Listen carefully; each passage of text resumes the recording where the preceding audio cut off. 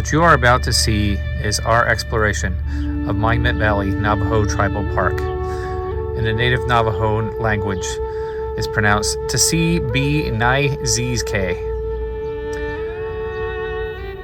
The park was established in 1958 by the Navajo Nation. It was formed when the Rocky Mountains eroded, depositing sandstone in a flat basin. Then, over the last 50 million years, wind and water have worked to carve this basin out into the rock formations and tall buttes that you see today. Some of the formations stand as tall as 1,000 feet high. Monument Valley is perhaps one of the most photographed places on Earth. It was also featured in many iconic films from the 1930s of the American West, including John Wayne's Stagecoach and The Searchers. Later it was featured in Easy Rider, Forrest Gump, and Mission Impossible. But to the Navajo people, Monument Valley is considered home. Even down the valley, there are still families that live there, tracing their history of their homes back several generations.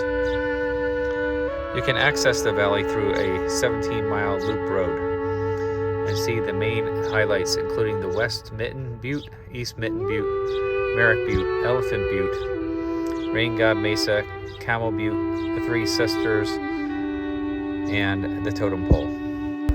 We're looking at the Totem Pole and Hunts Mesa in the background.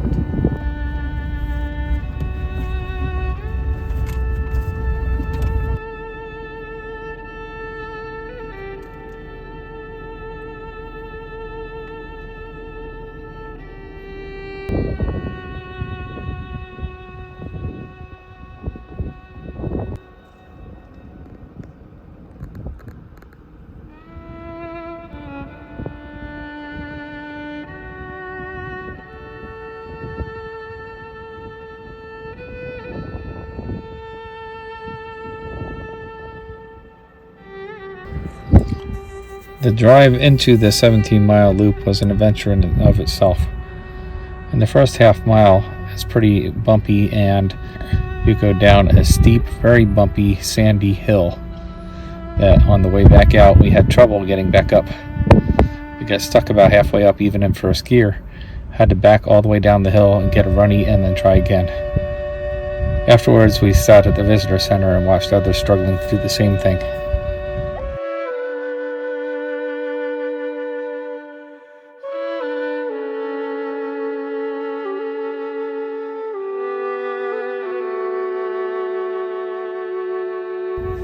Driving rock formations down at eye level is an experience in and of itself, but you'd be remiss if you didn't also take a guided tour with a Navajo native.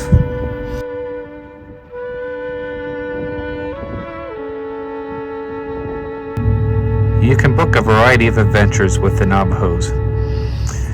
For us, we chose an overnight guide up one of the mesas that overlooked Monument Valley for a photography experience unlike any other.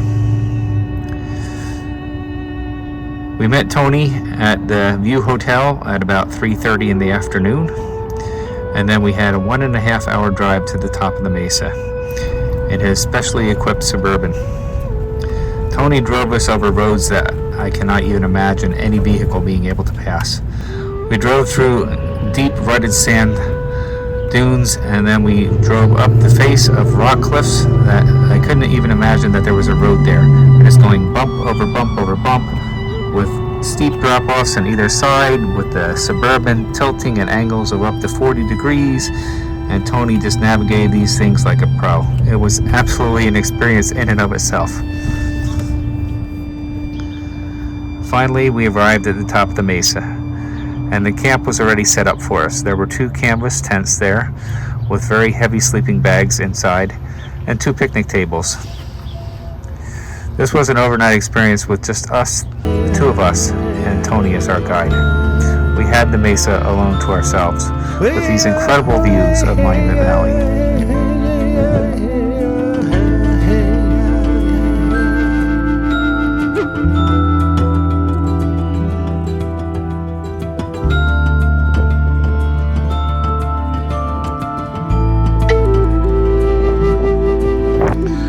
Tony showed us where to take the best pictures and where we could fly our drone. As you look down in the valley, you see all the different rock formations of the 17-mile loop and many, many other buttes and mesas as well. There were arches everywhere. It was an incredibly beautiful scene. I just felt like I was in heaven. It was total photographer's paradise. I've never experienced this in my 55 years of life so far. The peacefulness, the silence, the connection with nature, the spiritual journey. We sat there at sunset, and a swallow just swooped down over the edge of the cliff, silently, gracefully, all at one with nature. When we asked Tony, what do the Navajo believe in? He said, a one-word answer, they believe in nature. The trees, the land, the wind, and most of all, fire. We sat and watched the sun go down and the twilight come in. Then we looked for Tony. He was missing. He wasn't in the tent. He wasn't in the Suburban. We wondered where he got into. It was getting dark. After a while, Tony came stomping down the hill, throwing firewood in front of him. He stoked the fire. He put the steak on the grill, and we sat and ate dinner, steak, potatoes, corn, Navajo bread, as the stars came out. So many stars. You just could see endlessly, star after star after star. We slept well in our warm sleeping bags, hearing the coyotes howling in the early morning, and then Tony drove us to another vantage point for sunrise. We watched as the sun rose and took lots of pictures, enjoying the scenery for one last time. Then Tony drove us back down the bumpy roads and through the sand dunes to a place called Spiderweb Arch. We also stopped at the ruins of an Anasazi home that's over 3,000 years old, right at the base of what's known as Ruins Arch. Finally, we returned to Monument Valley itself, and our journey was over. The trip was very expensive. It cost us $1,100 for 2 people. However, I think it was totally worth the experience. Definitely one of the top 5 experiences of my entire life. Really incredible just to see those views, to feel the spirit of the Navajo, to hear the quiet, to look at the stars, to hear the coyotes howling in the night.